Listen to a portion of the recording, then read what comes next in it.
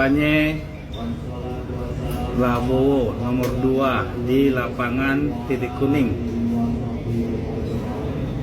sepi daripada pengunjung.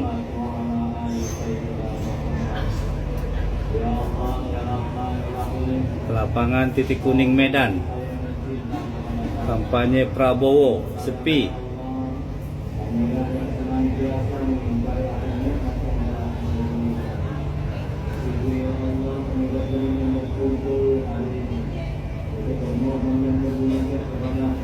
Sepi pengunjung, sepi.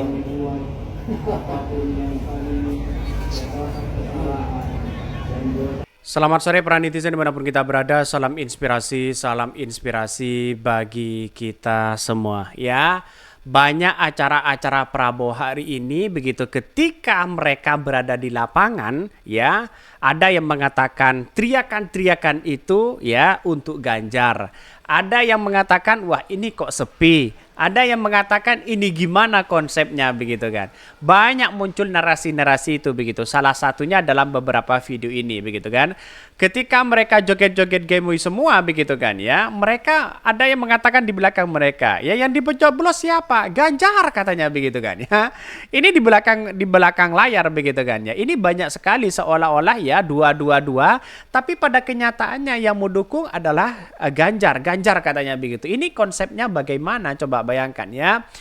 Dan tidak hanya itu begitu kan. Di beberapa kota begitu ya, yang saya tunjukkan ini katanya di Medan. Tapi saya nggak tahu persis apakah ini sedikit atau banyak. Ada yang mengatakan ini kok sedikit, padahal ini lokasi kampanye menantu Jokowi sepi katanya begitu kan. Lapangan di titik kuning Medan. Ini sepi kampanye paslon 02 katanya begitu. Jadi dalam beberapa hal ini, kalau kita kelihatan dalam video-video seperti ini memang iya begitu kan ya. Tapi pertanyaan dari netizen apakah ini belum dimulai atau tidak, itu pertanyaan penting bagi kita begitu kan. Sehingga apa yang kita lihat hari ini, yang dipertontonkan hal ini begitu kan ya, apakah benar ya mereka adalah sepi dan sebagainya. Nah itu pertanyaan penting bagi kita begitu. Sehingga ya kelihatan mereka agak mulai nampaknya agak gelisah orang-orang itu. Satu sisi adalah panas suasananya begitu kan ya. Ya, tampaknya mereka begitu. Tapi dalam sisi lain ketika mereka joget-joget di situ begitu kan, malah yang di belakang teriak Ganjar. Ada apa begitu kan? Nah, jangan-jangan ya mungkin satu sisi ya, kita lihat saja di Medan dampaknya seperti apa begitu kan. Tapi ya orang-orang yang hanya melihat di situ mungkin ya salah satunya karena mungkin ya dapat nasi bungkus atau bayaran atau apa. Itu yang mesti kita lihat begitu. Tapi oke lah, tidak menjadi masalah itu begitu kan. Tapi nampaknya ketika kita melihat komentar-komentar netizen yang mengatakan wah ini gimana begitu kan ya.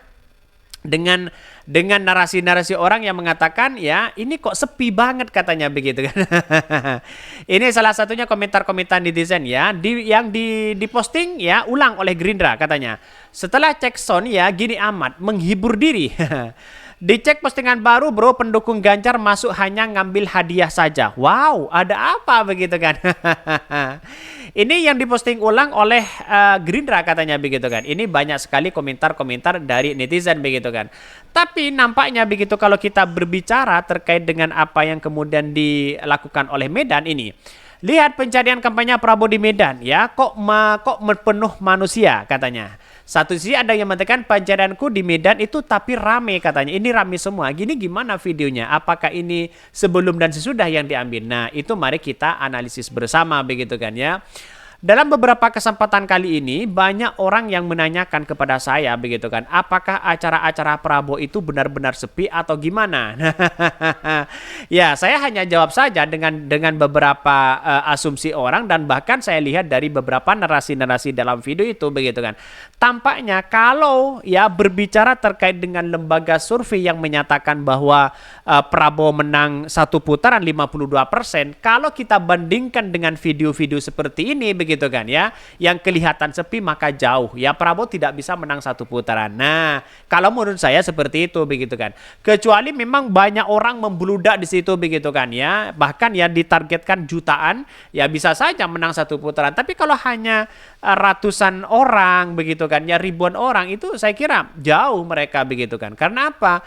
Karena di satu sisi begitu orang-orang selama ini kan cerdas begitu kan ya, sangat-sangat cerdas di situ begitu. Jadi mungkin saja orang-orang yang hanya joget-joget doang begitu kan ya, bisa saja dibayar, bisa saja dapat finansial dan sebagainya begitu. Karena untuk mengumpulkan massa seperti ini, wah ini bisa sulit sekali begitu kan ya. Karena begitu ada finansial, begitu mudahnya untuk mengumpulkan massa. Tinggal ya ngajak orang saja dapat uang 50.000, 100.000 dan sebagainya, bisa jadi begitu kan ya.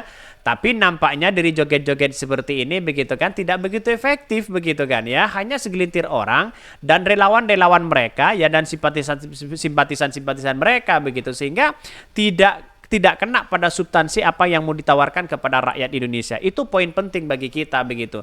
Sehingga banyak persoalan-persoalan politik seperti ini begitu kan ya, yang kemudian mengatakan wah ini gimana logikanya begitu kan. Padahal dalam beberapa acara Prabowo Gibran ya, terutama ini acara-acara Gibran, katanya membludak sana sini begitu kan. Tapi pada ujung-ujungnya ya tidak nampak bagaimana ya membludaknya di situ begitu kan. Dan saya beberapa kali lihat video-video yang di Medan begitu kan. Ya nampaknya kalau kita bandingkan dengan lembaga survei masih jauh ya, 52%. Dan bahkan katanya ya di Medan kalau kita muncul beberapa survei begitu kan, di Sumut ya, di Sumbar Prabowo menang menang begitu kan di situ, selisih 7%.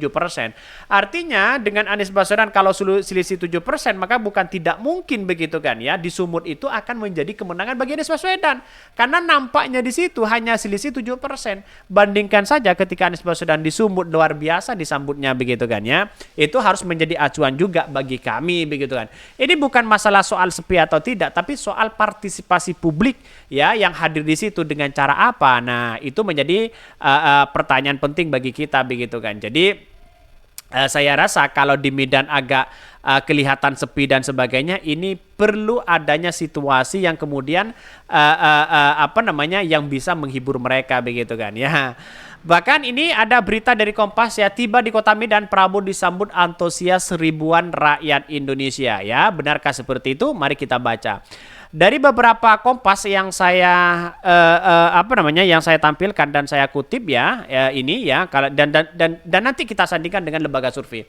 Calon Presiden Capres nomor urut 2 Prabowo Subianto melakukan kunjungan ke Kota Medan, Sumatera Barat ya, Sumut. Bahkan ya kunjungan itu dilakukan dalam rangka melakukan konsolidasi bersama kelompok ya informasi masyarakat atau KM. Ya, kita lihat saja bahwa dari Sumbar, di Sumut begitu, Prabowo itu kan 2014 2019 juga sama-sama menguasai, tapi pada kenyataan sekarang ini kita lihat saja apakah masih bisa tetap eksis di situ. Saya kira agak jauh, karena selisihnya di situ dengan Anies Baswedan mereka begitu kan ya, lembaga-lembaga surveinya begitu kan.